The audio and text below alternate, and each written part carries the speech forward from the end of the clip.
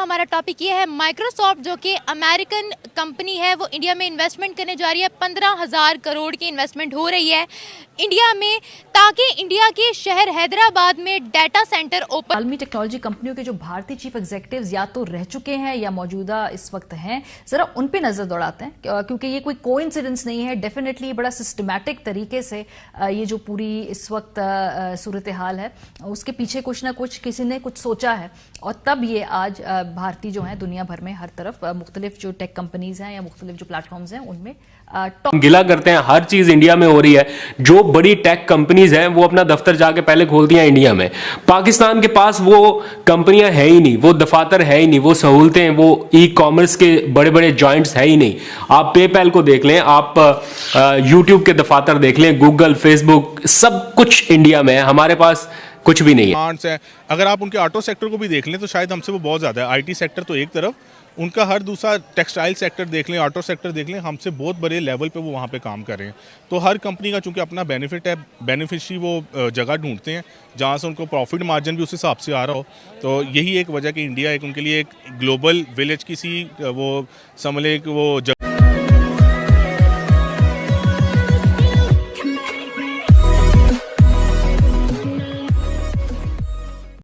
नमस्कार दोस्तों, Bill Gates या फिर आप कहो कि माइक्रोसॉफ्ट आने वाले दिनों में $150 बिलियन का इन्वेस्टमेंट इंडिया में करने वाला है।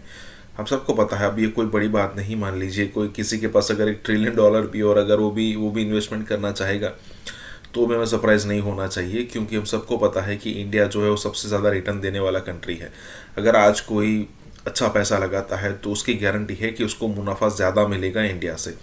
अगर कोई वियतनाम या फिर कहे कि चाइना या फिर किसी और कंट्री में इन्वेस्ट करता है तो कंपेयर टू इंडिया उसको इंडिया में सबसे ज़्यादा यहाँ पर रिटर्न्स मिलेंगे। और देखिए, इंडिया एक डेमोक्रेसी है। डेमोक्रेसी के अंदर एक अलग से बेनिफिट होता है कि यहाँ पर अगर सरकारें बदल भी जाती है फिर भी तो जिस सरकार ने आपको कुछ गारंटीज़ दी है दूसरी सरकार उसको वो गारंटी को हटा नहीं सकती, वो भी उस सारी चीज़ों को फॉलो करेगी। अब चाइना जैसा नहीं है कि भाई उसका बेनिफिट यहाँ पर हो चुका है या फिर अपना इंटरेस्ट ख़त्म हो चुका है तो आपको कह देगा कि भाई आप अपना कंट्री, हमारा कंट्री खाली कर दो। ऐसा मतलब इंडिया के अंदर नहीं होने वाला, और ना ही सो कॉल्ड डेमोक्रेसी जो पाकिस्तान में है उस टाइप की सिचुएशन इंडिया में होने वाली है। इसी के साथ ही वीडियो शुरू करता है। ये है माइक्रोसॉफ्ट जो कि अमेरिकन कंपनी है वो इंडिया में इन्वेस्टमेंट करने जा रही है। 15,000 करोड़ की इन्वेस्टमेंट हो रही है इंडिया में, ताकि इंडिया के शहर हैदराबाद में डाटा सेंटर ओपन। इंडिया में आईटी एक्सपोर्ट हमसे आई गेस कोई 10 टाइम्स ज़्यादा है। वहाँ का एक पास जो कि बेंगलोर के नाम से सिटी था, अभी तो वो बेंगलुरु के नाम से सिटी है, वो उनका आईटी हब है। माइक्रोसॉफ्ट का चेयरमैन इंडियन, यूट्यूब का चेयरमैन इंडियन, गूगल का चेयरमैन इंडियन, मतलब यूट्यूब और गूगल ऑलमोस्ट एक है, ट्विटर का भी चेयरमैन इंडियन। तो एक तो उनकी पॉपुलेशन इसका फैक्टर है, दूसरा वहाँ पे आईटी में इतने रिसोर्सेज हैं, गवर्नमेंट की तरफ से इतनी सपोर्ट्स हैं कि वहाँ पे वो इन्वेस्टमेंट करते हुए हिचकिचाएंगे नहीं कभी भी। हमारे यहाँ पे इतनी कॉम्प्लिकेशंस हैं, टैक्सेस का नेट इतना ज़्यादा है कि वो यहाँ पे अगर इन्वेस्टमेंट करना भी चाहें तो कहीं ना कहीं देखें हर आलमी टेक्नोलॉजी कंपनियों के जो भारतीय चीफ एग्जीक्यूटिव्स या तो रह चुके हैं या मौजूदा इस वक्त हैं, जरा उन पे नजर दौड़ाते हैं क्योंकि ये कोई कोइंसिडेंस नहीं है। डेफिनेटली बड़ा सिस्टमैटिक तरीके से ये जो पूरी इस वक्त सूरत हाल है उसके पीछे कुछ ना कुछ किसी ने कुछ सोचा है और तब ये आज भारतीय जो है दुनिया भर में हर तरफ मुख्तलिफ जो टेक कंपनीज हैं या मुख्तलिफ जो प्लेटफॉर्म्स हैं उनमें टॉप पोजीशंस में हैं। पराग अग्रवाल से शुरू करते हैं क्योंकि वो बहुत सारे लोग पूछते हैं और मैं भी आप you are the best person to address it कि जब ये टॉप पोजीशंस के ऊपर फॉर एग्जांपल अगर इस वक्त भारतीय बहुत ज्यादा नजर आते हैं, क्या ये असरअंदाज होते हैं किसी तरीके से पॉलिसी के ऊपर, क्या या नहीं होते? ये वो एक प्रोफेशनल लेवल ही एक और है, इसलिए कोई फर्क नहीं पड़ता उससे।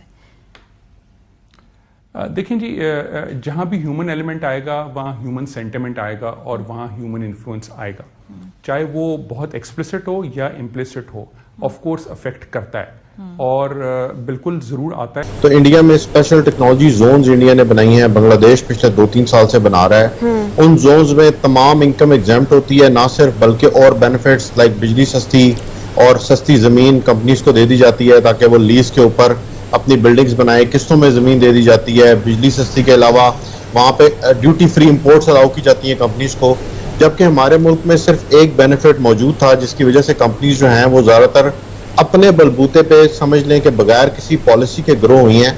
तो अब गवर्नमेंट जो है वो डेफिनेटली इंडिया और बांग्लादेश जो है वो बहुत आगे निकल गए। इंडिया इस वक्त $150 बिलियन से ज्यादा की एक्सपोर्ट्स कर रहा है। ठीक है, जिस तरीके से वो लोग आईटी में आगे जा रहे हैं, आपको क्या लगता है कि इंटरनेशनल मार्केट में इस वक्त इंडिया की क्या इमेज क्रिएट हो रही है?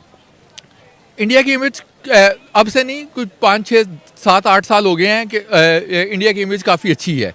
पहले ये था कि ये जो मिडिल ईस्ट के कंट्रीज़ थे, यहाँ पे इनकी एक्सेस नहीं थी।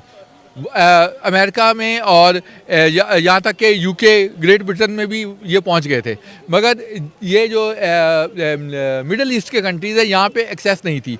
मगर अब जब नरेंद्र मोदी ने दौरा किया था कुछ मेरे ख्याल 4-5 साल पहले, तो उन्होंने वहाँ पे काफ़ी उनसे नेगोशिएट की और नेगोशिएशन के बाद उन्होंने उनके क्राउन प्रिंस से मिले और वहाँ पे जाके इन्वेस्टमेंट की। तो बड़े अच्छे बाद जो है वो मिडिल ईस्ट में भी आनी शुरू हुई है। तो मेरा ख्याल है कि वहाँ पे भी ये अच्छी चल जाएंगे। क्या इंडिया एक ऑलरेडी आईटी हब है, एजुकेशन सिस्टम उसका इतना स्ट्रॉन्ग है, उसकी अपनी मैन्युफैक्चरिंग है, कि यही वजह है कि इंटरनेशनल ऑर्गेनाइजेशंस इंडिया में इन्वेस्टमेंट्स कर रही हैं, वो भी बहुत से करोड़ रुपए की? इंडिया की जो इंडस्ट्री है ना, वो बेशक ये जो है अगर पाकिस्तान के 6 या 7 टाइम्स ज़्यादा है। बॉलीवुड इफेक्ट भी बहुत है, ज़ाहिर उनका मीडिया एंटरटेनमेंट बहुत स्ट्रांग है, तो वो भी एक इम्पैक्ट लाती है अट्रैक्ट करने में बाकी लोगों को कि वो इंडिया में जाके एक्सपेरिमेंट्स करें, टेस्ट करें, प्रोडक्ट लॉन्चेस करें, स्केल करें। तो ऑफ कोर्स ये बिल्कुल फर्क पड़ता है और कई जगहों पे इंटेंशनली जरा ज्यादा हो जाता है, but of course there is a certain degree of this influence. So अब के लिए इस तरह की इनोवेशंस के लिए बहुत आसानियां पैदा की हुई हैं। वहाँ पे उनको कोई लंबे चौड़े कोई एग्रीमेंट्स नहीं करना पड़ते, बल्कि वो इनकरेज कर रहे हैं आपकी तमाम इंटरनेशनल कंपनीज को कि आप आएँ यहाँ पे अपने मैन्युफैक्चरिंग वट एवर जो भी प्लांट्स हैं।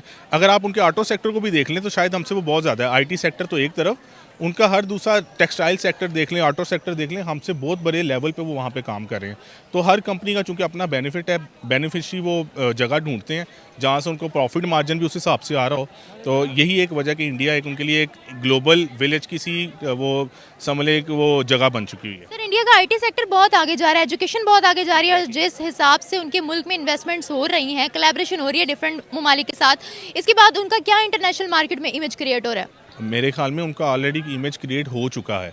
अगर आप मैं वही जिस तरह पहले मैंने जिक्र किया कि इस टाइम जितनी बड़ी आईटी कंपनीज़ हैं उन सब पे ज़्यादातर इंडियंस हैं, वहाँ के सारे सीईओ इंडियंस हैं। तो आई गेस इसी से आप अंदाज़ा कर लें कि उसको मज़ीद उनको पॉलिश करने की ज़रूरत नहीं है। वो ऑलरेडी उसका इम्पैक्ट पड़ चुका हुआ इंडियंस का पूरे वर्ल्ड में, और इन फ्यूचर वो आप इसमें मज़ीद बेहतरी देखेंगे अगर इसकी है। सर, मुझे ये बताएं, इतनी बड़ी बड़ी इन्वेस्टमेंट्स इंटरनेशनल ऑर्गेनाइजेशंस कर रही हैं इंडिया पे, क्या रीजंस है आपको इंडिया पर इतनी बड़ी बड़ी इन्वेस्टमेंट्स क्यों की जा रही हैं?